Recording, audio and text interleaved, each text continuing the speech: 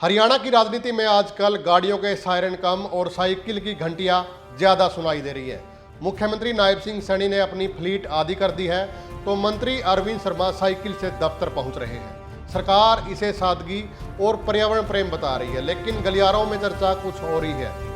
विपक्ष और जनता का एक बड़ा वर्ग पूछ रहा है, क्या यह वाकई सादगी है या फिर आने वाले किसी बड़े आर्थिक संकट की आहट है? क्या अमेरिका ईरान युद्ध की वजह से पैदा हुई तेल की किल्लत हमें वर्क फ्रॉम होम और साइकिल पर लौटने को मजबूर कर रही है?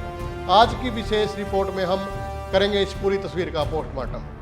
सरकार का दावा है कि यह कदम प्रधानमंत्री नरेंद्र मोदी के उस आह्वान का हिस्सा है जिसमें ईंधन बचत और वीआईपी कल्चर खत्म करने की बात कही गई है। मुख्यमंत्री ने अपनी फ्लीट आधी की ताकि सरकारी खजाने पर बोझ कम हो। हफ्ते में एक दिन बिना गाड़ी के काम करने का संकल्प लिया।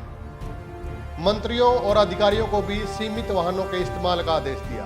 सरकार इसे एक जन आंदोलन बता रही है ताकि आम जनता भी सार्वजनिक परिवहन का उपयोग करे। लेकिन सिक्के का जो दूसरा पहलू है वो भी सुनिए। विपक्ष इस पूरी कवायद को पब्लिसिटी स्टंट करार दे रहा है। विपक्ष का कहना है कि सरकार असल मुद्दों से ध्यान भटकाने के लिए यह सब कर रही है। अगर ईंधन बचाना ही था तो टैक्स कम क्यों नहीं किए गए? सोशल मीडिया और सड़कों पर लोग इसे आने वाले संकट से जोड़कर देख रहे हैं। लोगों का कहना है कि सरकार को पता है कि तेल की कीमतें आसमान छूने वाली है, इसलिए अब सादगी का सहारा लेकर जनता को मानसिक रूप से तैयार किया जा रहा है। इस पूरी कहानी के पीछे एक बड़ा वैश्विक कारण छिपा हो सकता है। ईरान अमेरिका तनाव।